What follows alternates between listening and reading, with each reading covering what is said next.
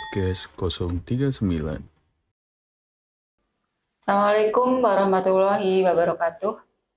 Halo kawan pajak, jumpa lagi dengan kami penyuluh pajak KPP Pratama Jakarta Kebun Jeruk 2 dalam podcast episode 3 tahun 2024. Kali ini kita akan membahas kembali ya tentang Kortek, yaitu sistem canggih DJP ya. Sistem canggih menuju Indonesia Emas. Nah, karena memang rencananya begitu canggihnya ya, makanya ini memang masih dalam tahap pengujian ya Mas ya. Ya, betul sekali. Dan mana sistem ini masih harus dikembangkan dan ini juga masih dalam tahap rangkaian pengujian. Yang mana sistem Kortek ini mulai disusun ya intinya Ya, mulai betul. dirancang itu mulai tahun 2021 dan rencananya semula adalah mulai dideploy Juli 2024 seiring dengan implementasi penuh NIK menjadi NPWP. Tapi karena memang masih harus diuji, dites supaya nanti menjadi sistem yang handal, maka nanti direncanakan deploy akan akhir tahun ya Mas ya, Desember 2024. Nah, mungkin kita ini ya harus tahu sistem yang super canggih ini seperti apa sih, gitu. Coba di sini hadir teman saya di sini yaitu saya di sini Siti Fatimah kenalan dulu dan ya. teman saya. Ya, perkenalkan Mas David. kawan pajak, saya David, penyuluh pajak KPP Pratama Jakarta Kebun Jeruk 2. Gimana Mbak Ime? Kita mulai aja lah Citas Ya, kita mulai aja. Citas ini kan kalau yang kita bayangkan ya Mas ini adalah sistem yang super canggih gitu ya. Sistem super canggih sehingga kan yang kemarin tuh rencananya kan Juli ya. Iya, Juli betul. ternyata kok sepertinya belum juga ya. Nah, ini kan memang harus diuji gitu ya supaya nanti tuh nggak ada masalah-masalah. Harapannya begitu Iya, ya. betul. Nah, Supaya coba maksimal. Mas David coba jelaskan. Sebenarnya Citas itu apa sih? Ya, CITAS ya. Baik kawan pajak semuanya, Mbak Ime, CITAS itu kan singkatan, kepanjangan dari Cortex Administration System, ya, atau kalau bahasa Indonesianya itu adalah Sistem Inti Administrasi Perpajakan. Siap ya Mas ya? Ya, jadi ini suatu proyek yang diredesain dan re-engineering, ini istilahnya ya, proses bisnis perpajakan. Ya, ada 4 hal yang difokuskan nih. Yang pertama itu adalah pembangunan sistem informasi berbasis COTS ya, atau istilahnya commercial of the self. Ya, jadi nanti lebih ke mandirian dari wajib pajak sendiri, aksesnya itu lebih banyak. Kedua itu adalah pembenahan basis data perpajakan. Ya, jadi ada 4. Yang ketiga itu kemudian harapan ya sistem perpajakan itu menjadi lebih mudah, handal, terintegrasi, akurat, dan juga pasti. Dan yang terakhir ini adalah optimalisasi pelayanan, pengawasan, dan juga penegakan hukum, Mbak Ime. Ya, jadi intinya harapannya segala kelemahan-kelemahan, kekurangan-kekurangan sistem yang terdahulu itu bisa terakomodir melalui dalam sistem satu CITAS aplikasi ini. gitu ya Mas? Betul, iya. Jadi BP katakan punya satu akun saja sudah bisa membuka banyak layanan gitu ya? Ya, betul Kalau sekali. yang kemarin katakan ketika WP mau mendaftar, termasuknya ke e-registration gitu ya. Iya, betul. Ketika WP mau pelaporan, kalau e-faktur, itu kan dia masuk ke aplikasi e-faktur. Kalau mau laporan SPT tahunan ke DJP online gitu ya, bayangannya seperti itu ya. Betul sekali. Ya. Mungkin kita lanjutkan Mas Dev. Ya, boleh. Ya, nah, mengapa sih sistem yang kemarin-kemarin itu kok harus diperbarui gitu loh? Mengapa perlu segitunya gitu? Mengapa begini, mengapa begitu? Betul. Itu zaman dulu ya. Di lagu itu. Ya, baik. Ya, jadi kawan pajak semuanya, tentunya selama ini sistem inti DJP itu mempunyai keterbatasan. Ya, dan ini sudah disadari juga betul oleh Direktorat Jenderal Pajak. Ya, di antaranya pertama itu sistem perpajakan belum mencakup semua proses bisnis. Ya, jadi ada proses bisnis yang belum dijangkau oleh sistem. Jadi mungkin masih dilakukan secara manual, ya, dan belum terintegrasi. Ya, kemudian yang kedua ini adalah peningkatan beban akses dan pengelolaan data. Ya, jadi kalau istilahnya apa sih secara IT ya, mungkin kawan pajak pernah mengalami kalau buka situs DJP online Mm-mm. pertama itu server down ya. Berat Kemudian itu berat, iya. Nah, diharapkan ke depannya setelah CITAS ini, Cortex System ini itu lebih mudah diakses pastinya. Ya, dan juga karena bebannya itu, beban aksesnya itu lebih besar.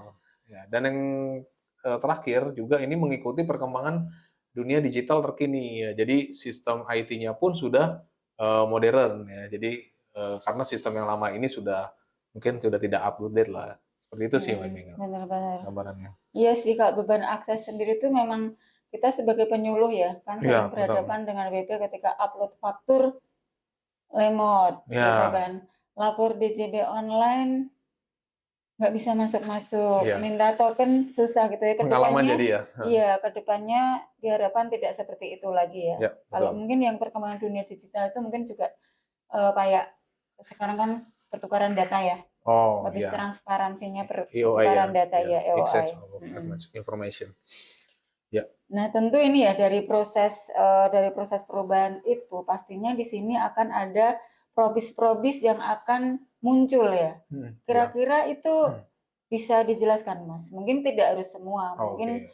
kira-kira yang berakibat ke para kawan pajak ya, yang Ya. kira-kira yang berakibat ke kawan pajak itu apa saja? Coba dijelaskan. Ya, baik. Ya, Mbak Ime, kawan pajak semuanya, jadi rencananya Cortex System ini akan mencangkup 21 proses bisnis. Ya, Wow, banyak ya. banyak ya. Tetapi yang hanya terkait wajib pajak atau kawan pajak itu hanya 5. Ya. Apa saja sih yang berubah atau terdampak ya? Yang pertama itu nanti terkait registrasi atau pendaftaran. Ya, jadi ini ada 5 nih ya. Kayak Pancasila ya, ada 5. Ya. Yang pertama registrasi pendaftaran, yang kedua itu nanti terkait pembayaran, jadi bagaimana cara pembayarannya itu berubah dari sebelumnya. Kemudian yang ketiga adalah pelaporan, ya cara pelaporannya juga akan berubah. Yang keempat ini terkait layanan wajib pajak dan juga layanan edukasi Kelas kelas pajak pajak, ada. ya itu. Dan yang terakhir ini adalah TAM. TAM ini adalah Taxpayer Account Management. Ya, jadi seperti tadi disinggung Mbak Ime di awal, jadi kelima proses ini sudah mencangkup cukup dalam satu aplikasi. Namanya itu adalah Taxpayer Portal. Ya, jadi ini adalah seperti portal wajib pajak. Ya, jadi ini fungsi Taxpayer Portal ini akan menggantikan seluruh fungsi yang sebelumnya akun yang dimiliki oleh wajib pajak. Seperti contoh misalnya DJP online ya. Kemudian kemungkinan nanti kawan pajak semua tidak lagi menggunakan DJP online ya. Kemudian tadi ada pelaporan PPN menggunakan web e-faktur ya kan, web sendiri ya. Jadi pelaporannya tidak terpisah-pisah ya. Iya, iya. Ini seperti m-banking gitu barangkali Ya, yang kita seperti bayangkan m-banking ya. ya. Banyak menu-menu di dalamnya gitu Ya, ya. betul. Kemudian ketika mau membuat faktur menggunakan aplikasi e-faktur ya, semuanya nanti cukup dilakukan dalam satu aplikasi akun ya. Akun ya, Taxpayer Portal itu. Layanan dan edukasi pun kalau kemarin-kemarin nggak ada ya di ini ya. Iya, betul. Dia harus Ini menghubungi, fitur yang baru ya. iya, ini adalah fitur layanan baru ini. Betul. Kita mau mulai dari mana nih, Mbak Ine, selanjutnya? Ya inilah, kita mungkin mulai membahas keunggulan-keunggulan probis tersebut. Oh, iya. Mungkin mulai dari registrasi lah, Mas. Registrasi ya. Itu kan pintu ya, pintu utama betul. WP Ini awal itu ya. menjadi wajib pajak itu ya dari registrasi. Silakan. Ya, baik kawan pajak semuanya. Jadi nanti yang berubah dari proses bisnis registrasi ya, yang selama ini mungkin agak sulit atau aksesnya belum luas. Yang pertama itu adalah tempat dan saluran pendaftaran ya. Jadi ini bisa nanti ke depannya bisa dilakukan di mana saja ya. Jadi pendaftaran tidak harus datang ke KPP terdaftar ya, kantor pajak terdaftar. Tapi ini bisa dilakukan di unit manapun. Ya, itu pertama. Dan salurannya bisa online, ya bisa juga melalui pos ya, atau digital atau bahkan melalui kering pajak, ya telepon ke kering pajak. Ya, dan juga untuk bagi kawan pajak yang merupakan usahawan, ya seperti kita tahu kalau usahawan itu pengurusan dari NIB, ya nomor izin berusaha ya? lewat OSS ya. OSS ya. OSS. Nah, nanti juga lewat OSS atau lewat AHU atau lewat PJAP untuk semua jenis wajib pajak itu juga bisa sekaligus mendaftarkan NPWP. Ya, ini terkait untuk pendaftaran NPWP. Ya, jadi tempat salurannya. Kemudian yang kedua, ini terkait validasi data. Ya, jadi nanti kawan pajak semuanya ketika mendaftarkan NPWP itu sudah langsung dilakukan validasi, Mbak Ime. Jadi Langsung sinkron gitu langsung ya dengan sinkron, data iya Dukcapil betul gitu ya. ya. Terutama ini masalah NIK ya, NIK pendudukan dengan Salah KTP. satu juga udah nggak bisa Iya ini, nggak bisa betul. divalidasi ya. Iya, salah satu tidak bisa divalidasi. Dan yang ketiga, di sini jumlah NPWP nanti akan bertambah. Ya, mungkin kawan pajak sudah mengetahui informasi bahwa NPWP akan berubah menjadi 16 digit ya. Dan karena jumlah yang 15 digit sebelumnya itu jumlahnya sudah agak memenuhi batas inilah, batas Batas toleransi ya, atas ya. batas persediaan ya. Jadi ditambah jumlahnya menjadi 16 digit ya, sehingga ini jumlahnya jauh lebih banyak dan tidak terbatas pada persediaan saat ini. Ya. Kemudian di sini nanti ada identitas wajib pajak, kemudian profil wajib pajak seperti data keluarga, kemudian identitas wajib pajak cabang, ya. Mungkin sebagai informasi, sebelumnya kawan pajak juga mengetahui bahwa ke depan NPWP cabang itu sudah tidak ada. Adanya Ya, NITKU ya. adanya diganti nomor identitas transaksi kegiatan usaha atau disingkat NITKU. Ya, seperti itu. Dan juga di sini ada lagi terkait pengukuhan PKP. Nah, jadi pengukuhan PKP ini juga lebih simpel ya, Mbak Ime. Bisa pengajuannya melalui taxpayer portal ini juga, jadi tidak perlu lagi nanti mungkin harus datang berkas fisik, ya. Tapi mungkin untuk prosesnya seperti Mekanismenya belum tahu ya. nunggu istilahnya aturan lebih lanjut Betul, kalau itu iya. ya. Kemudian apalagi nih? Oh iya, geotagging ya. Jadi nanti karena kawan pajak itu mendaftarnya bisa di mana saja, ya itu nanti ada proses geotagging atau istilahnya penentukan titik lokasi. Ya, jadi nanti supaya lokasi wajib pajak itu lebih akurat ya Mbak Ime ya. Jadi baik subjek pajak ataupun objek pajak. Ya, kemudian di sini juga nanti supaya datanya itu tidak disalahgunakan Iya ya. benar.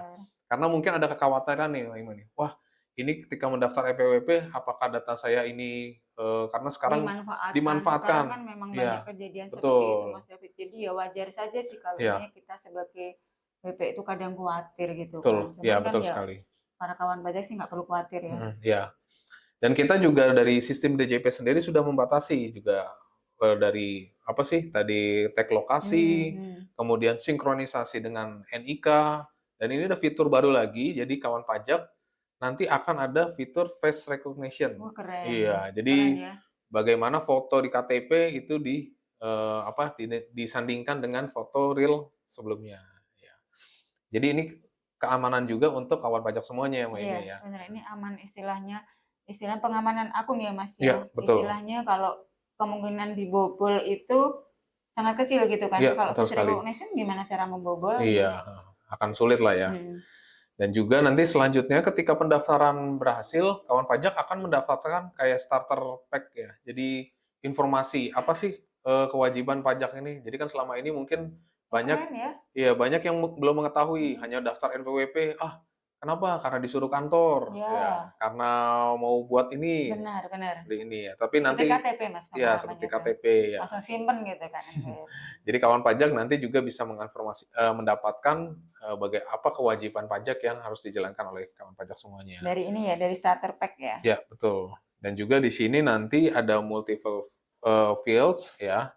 Jadi nanti kawan pajak bisa mendaftarkan beberapa KLU ya, dan juga bisa mencantumkan semua alamat ya. Jadi termasuk nanti cabang juga ya, atau misalkan domisili atau korespondensi itu berbeda ya dengan kegiatan usaha.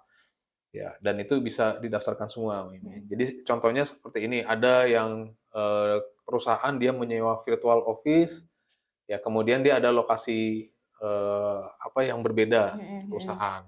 Kadang-kadang mungkin alamat surat menyurat itu tidak sampai. Ya. Benar, karena kalau virtual office kan memang ya ini ya, orangnya kan nggak ada di situ. Ya, betul. Ya. Hanya korespondensi aja. Korespondensi. Jadi kan kadang dia kalau misalnya datang ke virtual office, katakan kalau setiap hari, kalau 1 bulan sekali, iya, ya pastinya betul. kadang surat itu bisa juga hilang kan Mas. Ya, betul sekali. Ya, dan yang terakhir kawan pajak pendaftaran ini fiturnya adalah wajib pajak kawan pajak bisa mencetak sendiri dokumen perpajakan dari portal WP. Ya, Sungguh memang keren. iya. Contohnya yang mungkin kalau pendaftaran ini yang sekarang SKT ya, surat keterangan terdaftar ya. Selama ini kan mekanismenya kita mengirimkan lewat pos ya, tapi mungkin kawan pajak tidak menerima fisiknya ya SKT ya. Nah, ketika ada butuh dokumen, wah saya butuh SKT. Nah, kawan pajak ke depan bisa mencetak SKT sendiri. Mungkin sekaligus NPWP ya, NPWP dalam bentuk PDF. Semua cuma kan NPWP udah digantikan KTP ya. Benar. Ya, KTP. Sudah nggak perlu lagi Jadi yang namanya nggak perlu kartu kartu, NPWP ya yang tidak perlu 15 kartu digit. lagi. Ya, Cukup KTP. cukup KTP saja. Ya, Nah, dari registrasi aja Mas David, banyak saya ya. kok sudah dapat gambaran kok memang sepertinya memang sangat keren gitu kan. Keren ya. Praktis istilahnya, Betul. nggak perlu kartu lagi, ya kan paperless kan. Ya, betul. Cukup kita ingat NIK kita, kalau NPWP 15 digit kan kita susah ngingetnya. Tapi Iya. kalau NIK itu kan tinggal perpaduan kode-kode aja kan sama Iya. tanggal lahir kita kan, ya enak. Nah, dari registrasi sudah sekeren itu. Sekarang kita lanjut ke probis yang berikutnya. Oh iya, yaitu ini yang kedua probis ya. Pembayaran. Pembayaran. Oke, baik. Nah, jadi kawan pajak semua, pembayaran ini juga lebih simpel, ini. Mungkin nggak terlalu banyak sih kayak pendaftaran. Jadi nanti perubahannya adalah ketika membuat billing itu bisa digunakan oleh beberapa macam pembayaran. Nah, ini keren nih kan. Jadi kawan pajak misalkan mau bayar katakanlah 3 atau 5 jenis pajak. Ya, selama ini kita membuat billing satu pembayaran harus satu billing ya. Dan tentu ini mungkin bagi kawan pajak itu agak sedikit capek ya. Ya. Terutama yang apalagi mendapat tunggakan atau STP banyak ya. Iya. Dan ini dimudahkan, cukup satu billing itu mencakup semua jenis pajak pembayaran. Nanti teknisnya seperti apa, mungkin nanti prakteknya ketika nanti ada daminya, kawan pajak mungkin bisa lebih ada gambarannya lebih jelas ya. Kemudian ini terkait pembayaran juga ada nanti namanya deposit pajak ya. Jadi nanti kawan pajak bisa mempunyai deposit pajak. Ya misalkan katakanlah misalnya kita deposit 10 juta. Ya 10 juta. Terus kadang-kadang mungkin kawan pajak lupa nih. Oh, tiap tanggal 10 ini adalah pembayaran PPh 21. Nah, selama ini kan lupa ya. Lupa, benar. Ya, lupa. Tapi ketika sudah ada deposit pajak, ketika dia baru ngeh, oh, ini tanggal 15 ya. Mungkin di tanggal 15 dia ya, atau tanggal bayar 21 nih. Iya. Gitu kan. Ketika dia mau lapor tanggal 19, wah, lupa nih, ternyata belum dibayar ya. Wah. Tapi kalau ada deposit pajak, tenang, ya, itu tidak terlambat karena Sudah deposit dibayar pajak di ya, awal. deposit pajak itu tinggal dikreditkan saja, didebatkan saja. Kayak e-wallet gitu ya Mas ya. Iya, betul, Jadi kayak intinya, e-wallet. katakan tanggal pembayaran ya tanggal ketika deposit itu ya. Sepanjang belum habis itu sangat aman sekali menghindari denda ini ya. Iya. Sanksi bunga ya. Betul, sanksi bunga. Ini benar-benar keren. Makin keren aja nih Makin sudah keren ke ya. pembayaran. Sekarang kita lanjut ke probis ya. berikutnya. Oke. Pengelolaan SPT apakah juga akan semakin keren? Silakan Mas. Oke, ya pastinya ada banyak lagi ya yang kecanggihan ya dari Cortex ini. Secara umum pelaporan ini nanti terintegrasi dengan pembayaran termasuk persiapan ya. Jadi maksudnya seperti ini, Mbak Imi.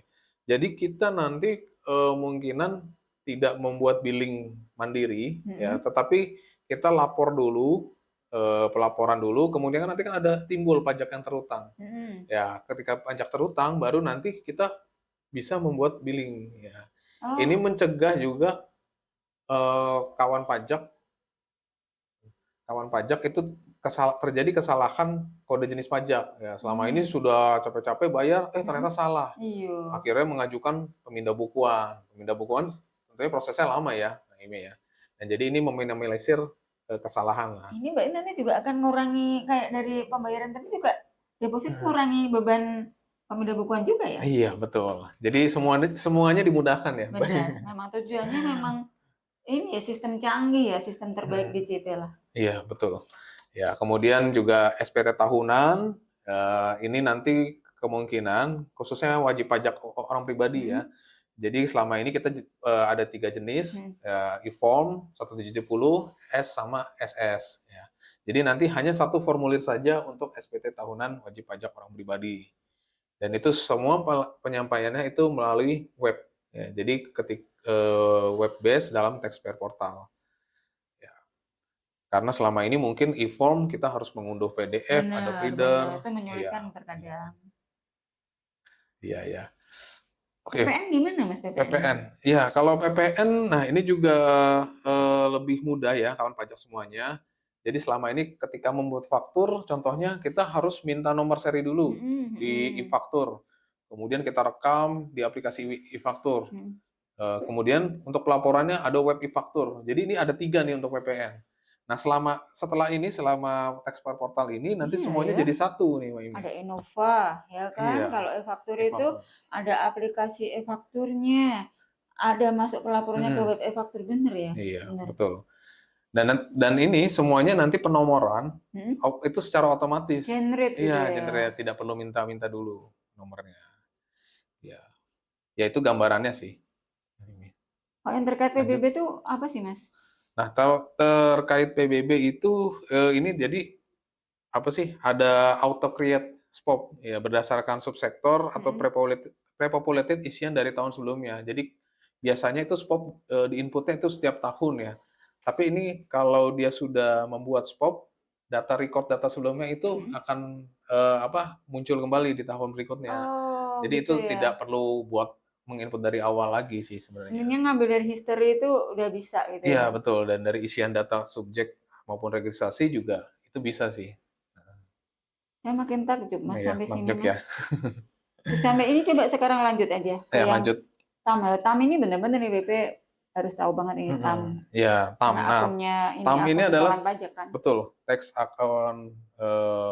taxpayer Tax account management. ya. Ya, jadi ini ada akun akun pajak sendiri yang terintegrasi oleh Citas dan dia sudah terintegrasi Mm-mm. sistemnya dengan pembayaran misalnya kayak perbendaharaan Mm-mm. ya kemudian kalau ada tarif kurs bunga juga sudah Mm-mm. update Mm-mm. ya contohnya seperti ini sih jadi kayak historis data pembayaran wajib pajak ya itu nanti akan muncul di TAM Mm-mm. sendiri kemudian nanti apa sih kayak semacam apa ya berapa dia masuk kalau dia misalnya contohnya dia misalnya lebih bayar nih, Mm-mm. lebih bayar, nah itu penerimaannya itu jadi akan muncul Mm-mm. historisnya jadi kayak seperti kayak apa sih jurnal lah ya, Mm-mm. jurnal kecil di dalam akun wajib pajak.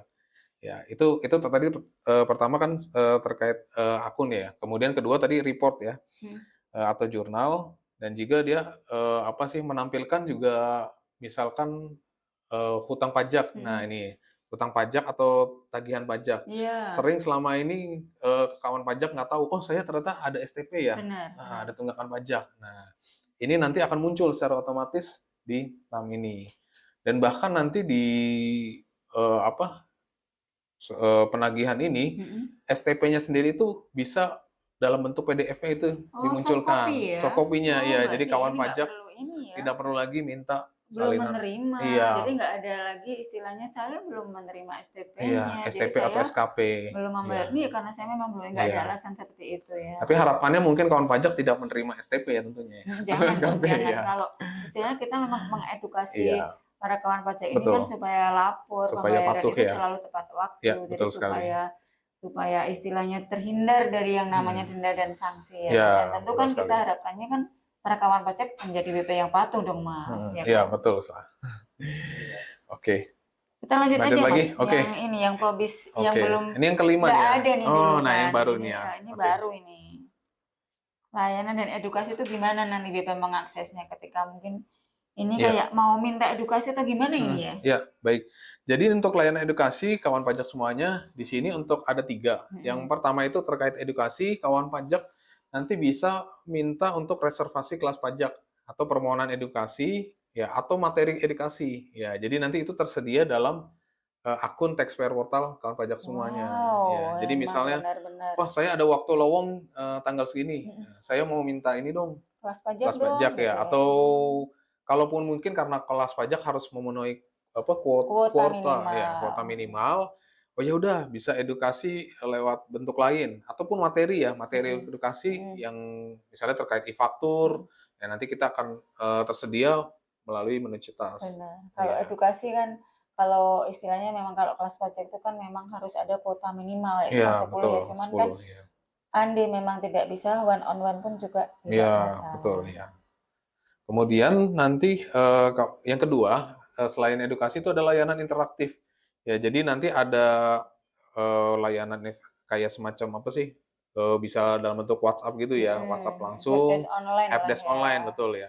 Jadi terkait informasi perpajakan, ya kalau kawan pajak juga ada pengaduan atau saran, ya itu juga bisa melalui kontak center ya, Kering Pajak.